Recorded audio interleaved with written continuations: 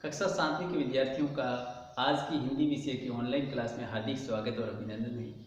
प्यारे विद्यार्थियों, हम इससे पहले दूसरा पाठ पढ़ चुके हैं सिर्फ एक दिन, और इस पाठ के प्रश्नोत्तर भी वो आपको करवा दिए गए थे।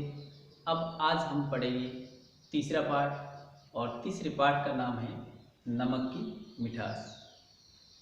ये एक संकलित पाठ है, यानी किसी दूसरी किताब में से लिया गया है। तो आज हम तीसरा पाठ पढ़ेंगे। सभी विद्यार्थी आपकी पाठ्य पुस्तक इस प्रकार की खोलेंगे और पृष्ठ संख्या 20 खोलेंगे। तो ध्यान देंगे। कथा सरित सागर से उद्धृत यह लोक कथा अत्यंत मूल्यवान है। मूल्यवान इस अर्थ में कि बड़ी बड़ी पोथियां जो काम नहीं करती, वे काम कहानियां सहज में ही कर जाती हैं। ऐसी कथाएं इतनी पुरानी होती हैं कि कोई भी नहीं बता सकता कि इसे सबसे पहले किसने कहा। प्रस्तुत लोक कथा नमक की मिठास ऐसी ही एक कथा है। इसमें कथाकार ने सोच समझकर निर्णय लेने, घमंड न करने तथा किसी भी वस्तु को तुच्छ न समझने की प्रेरणा दी है। अब मूल पाठ पढ़ेंगे, तो आप ध्यान देंगे, उसको पढ़ने का अभ्यास करेंगे तथा समझेंगे। हाँ, तो मूल पाठ। एक राजा था, उसे स्वयं पर बड़ा गर्व था। गर्व का अर्थ होता है अभिमान। कठिन शब्दार्थ भी साथ साथ में आपको लिखवाता रहूँगा।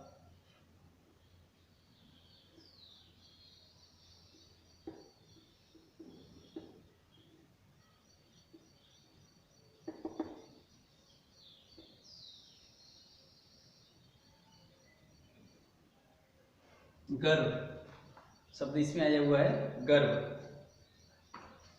गर्व का अर्थ होता है अभिमान।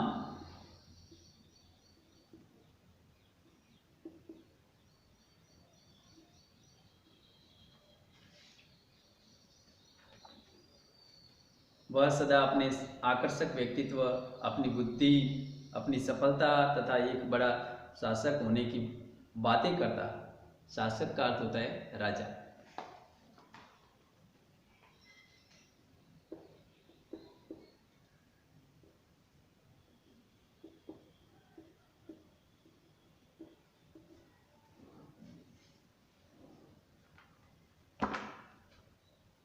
वह चाहता था कि उसके आसपास के सभी लोग उसकी बातों पर विश्वास करें और उसकी तारीफ के पुल बांधते रहें।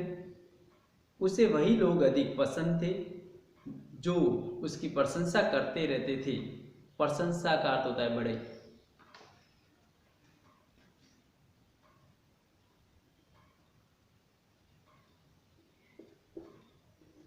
प्रशंसा यानी बड़े।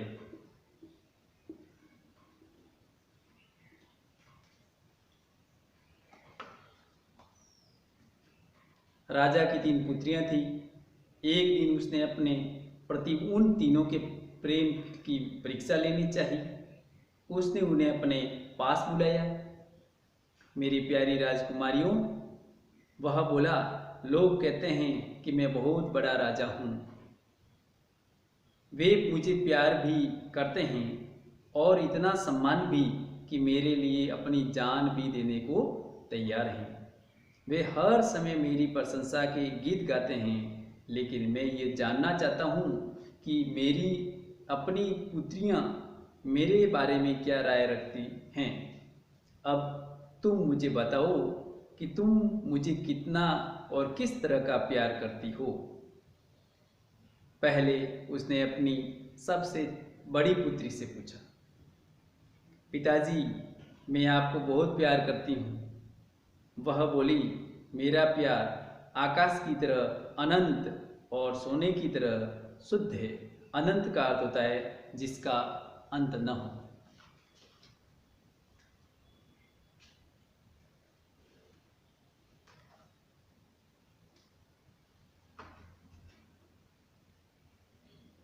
अनंत जिसका अंत न हो।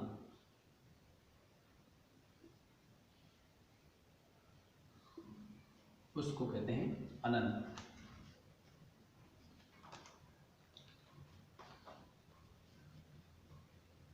यह सुनकर राजा बहुत प्रसन्न हुआ। तब उसने अपनी दूसरी पुत्री से पूछा कि वह कितना प्यार करती है। पिताजी, मैं आपको बहुत प्यार करती हूँ, दूसरी पुत्री ने उत्तर दिया। आपके लिए मेरा प्यार समुद्र की तरह असीम है और जवाहरातों की तरह मूल्यवान है। असीम का अर्थ होता है जिसकी सीमा न हो। असीम।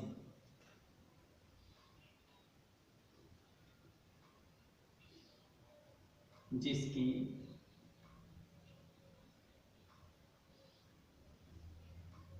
सीमा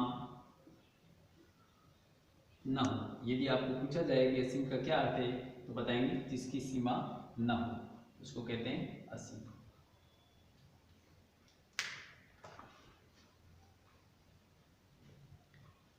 राजा प्रसन्नता से हंस पड़ा। तब उसने अपनी सबसे छोटी पुत्री की ओर देखा। तुम मुझे कितना प्यार करती हो? उसने पूछा। पिताजी, मेरा प्यार ऐसा ही है जैसा कि एक बेटी का अपने पिता के लिए होता है, सबसे छोटी पुत्री ने उत्तर दिया। लेकिन फिर भी तुम मुझे कितना प्यार करती हो? राजा ने फिर पूछा। तुम्हारा प्यार किस तरह का है? तीसरी पुत्री सोचने लगी और फिर बोली, पिताजी, मैं इतना ही कह सकती हूँ कि मैं आपको उतना ही प्यार करती हूँ जितना कि आप और मैं नमक को करते हैं। क्या? राजा कड़क कर बोला। तुम केवल साधारण नमक के बराबर प्यार करती हो? हाँ पिताजी, उसने उत्तर दिया। तुमने ये कहने की हिम्मत कैसे की कि तुम मुझे साधारण नमक के बराबर प्यार करती हो? राजा गरजा। क्या मैं इतना सस्ता हूं? तुम तत्काल अपने शब्द वापस लो, नहीं तो तुम्हारे लिए अच्छा नहीं होगा। लेकिन पिताजी, राजकुमारी बोली, इससे और अच्छा तरीका मेरे पास नहीं है जिससे मैं अपना प्यार प्रकट कर सकूं। राजा क्रोध से लाल पीला हो गया। उस दिन से राजा ने अपनी सबसे छोटी पुत्री से संबंध तोड़ दिया। तीसरी राजकुमारी राजा की आंखों का कांटा बन गई थी। समय गुजरता गया। राजा ने अपनी दोनों बड़ी पुत्रियों का विवाह दो राजाओं के साथ कर दिया और उन्हें ढेर सारा दहेज भी दिया।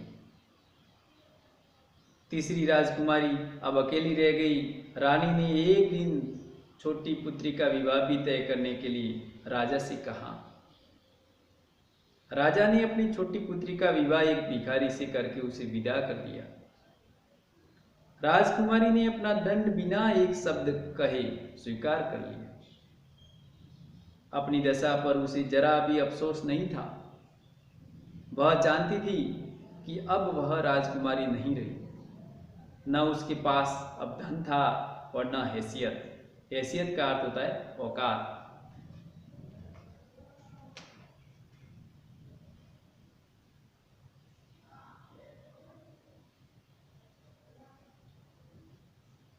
हैसियत का अर्थ होता है औकात।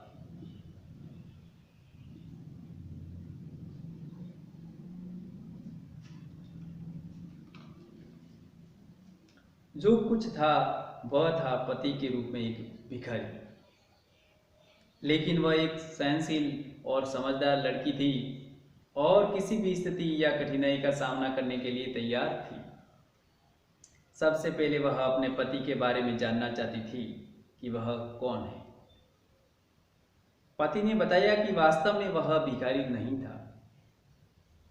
वह इस शहर में नया था और काम खोज रहा था। जब उसे कोई काम नहीं मिला तो लाचार होकर उसे एक दिन भोजन के लिए भिक्षा मांगनी पड़ी। उसी समय राजा ने उसे पकड़वा लिया। तो यहाँ तक तो पढ़ लिया, आपको समझ में आ गया होगा। फिर और आगे भी ध्यान देंगे सभी विद्यार्थी। नवयुवक बड़ा महत्वाकांक्षी था। एक समझदार लड़की को पत्नी के रूप में पाकर खुश था। वह जल्दी ही अपने पैरों पर खड़ा होना चाहता था। तो यहाँ तक ही अपन पढ़ेंगे, आगे कल पढ़ेंगे, यानी जब भी अगली क्लास लगेगी उस समय पढ़ेंगे। और आज का जो कक्षा कार्य है और गृह कार्य है वो मीट्स और पेरेंट ऐप में दे दिया जाएगा। और साथ ही आप एक बात ये भी ध्यान रखेंगे, घर पर आप इस पाठ को पूरा पढ़ें, समझें, पढ़ने का अभ्यास करें और उसके भावार्थ को समझें।